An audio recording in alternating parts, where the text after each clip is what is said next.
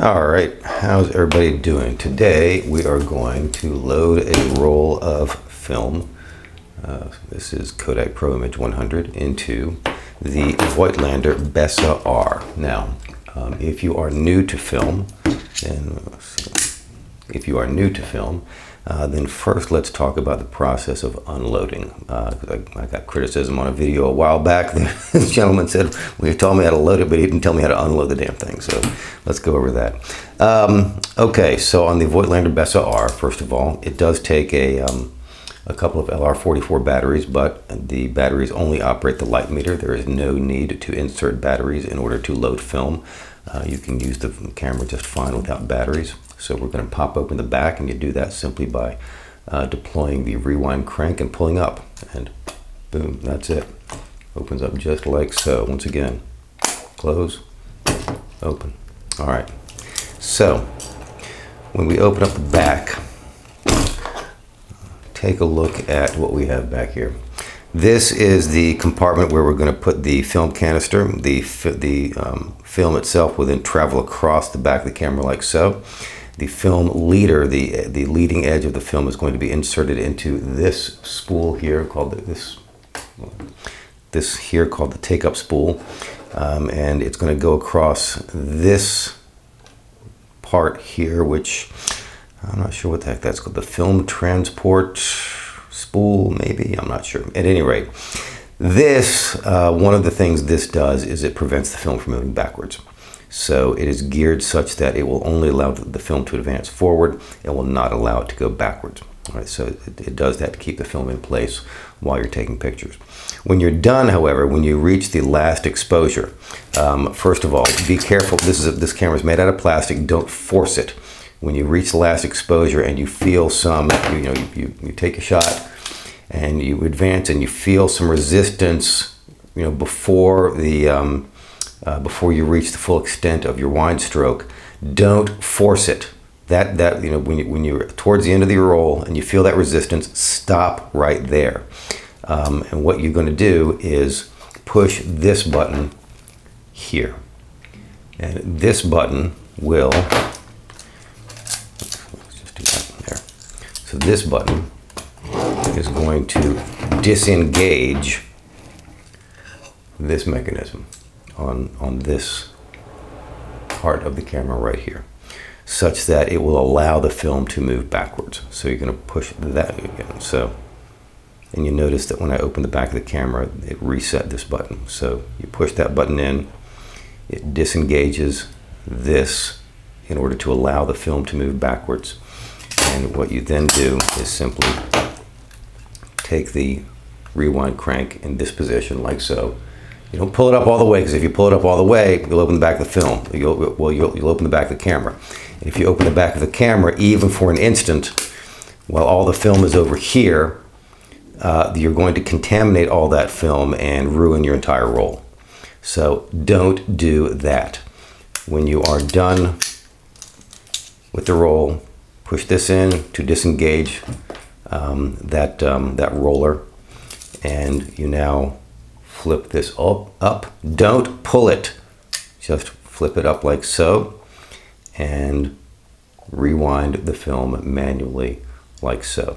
You will feel the tension, you will feel the film rewinding, and you will feel at some point when the film leader disengages from the take-up spool over here, there will be a definite tactile sensation. You'll know that's happening, and you can feel it rewinding completely into the canister, because the resistance completely releases at that point.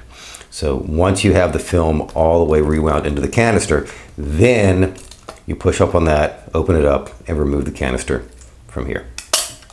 All right.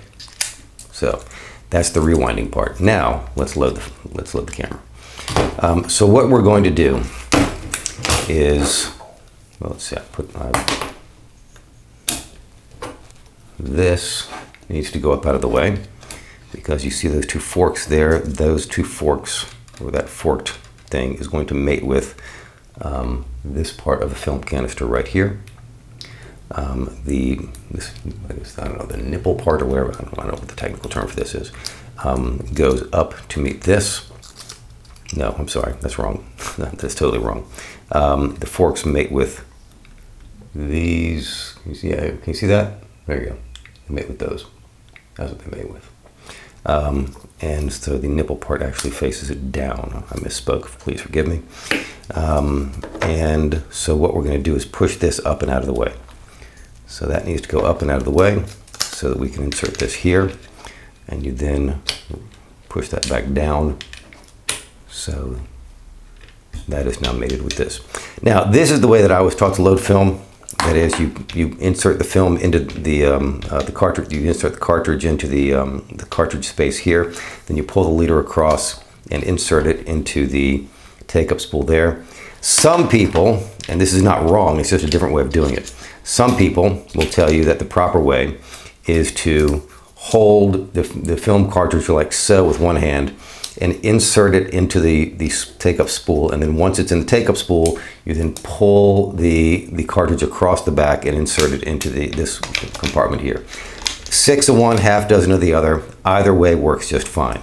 Your goal at this point is to simply take this film, this part, this trimmed down part of the film, which is called the leader, and insert the leader into the slots on the take-up spool.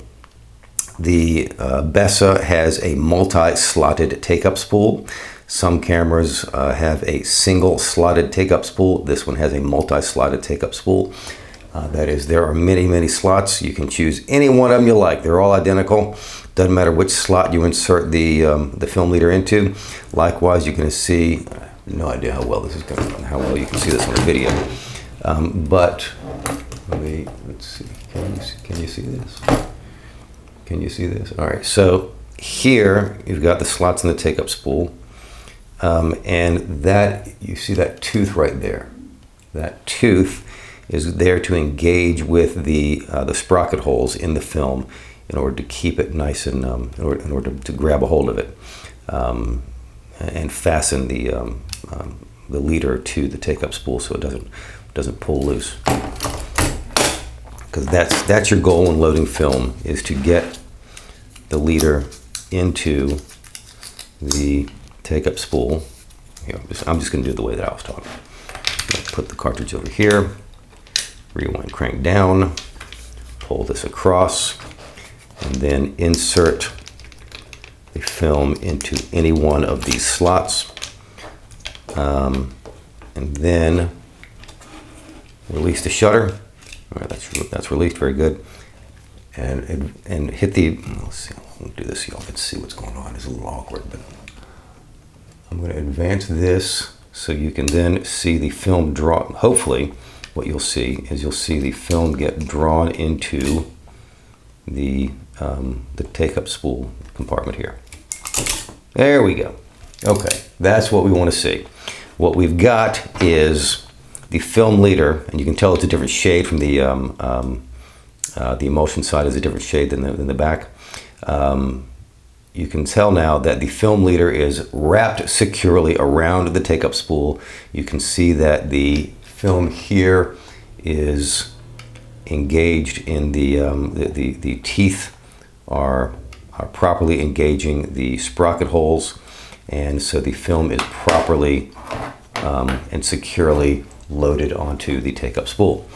And at this point, you can, this is optional, but you can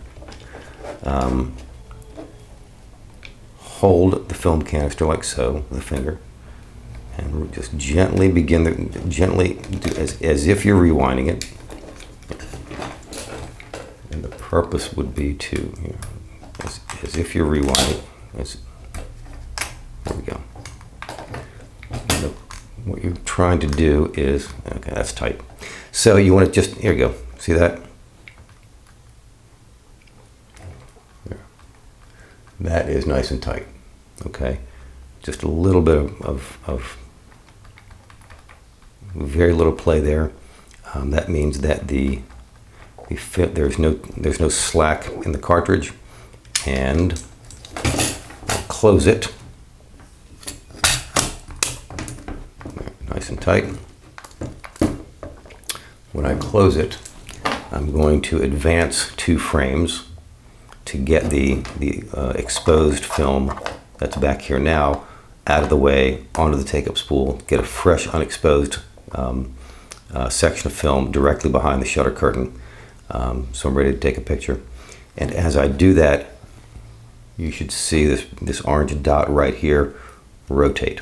And that will tell you that the film is advancing properly. So let's try that. Okay. Release the shutter.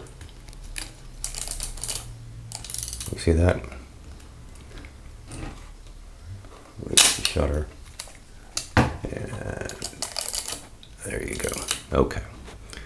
And I'm going to release the shutter a 3rd time, but I'm not going to advance.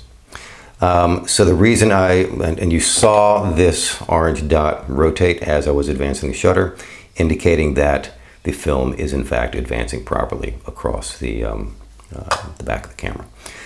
So we've done a good job. We've got our film loaded. It is loaded properly and advancing properly. I get in the habit of advancing the film prior to taking the photograph, not after, because I don't like leaving the shutter under tension. When you cock the shutter, when you advance the film and cock the shutter, it places the shutter mechanism under tension. This is a mechanical shutter. It's held in place, or it's held under tension by a set of springs, and I don't like leaving the mechanism under tension for very long, certainly not overnight. And so I simply get in the habit of advancing the film prior to taking a photograph and not afterwards. Likewise, you also see that on the Bessa R there is no provision for shutter lockout. That is, you can't lock out the shutter in order to prevent it from accidentally firing. Some cameras have a shutter lockout mechanism so that you can lock the shutter button, so that if you know it's in your camera bag, or you accidentally hit the shutter, or you accidentally bump it against something, it won't release the shutter. The Bessa R does not have any such mechanism. So again, for that reason as well, it is a good idea to get in the habit of advancing the film before you take a picture and not after.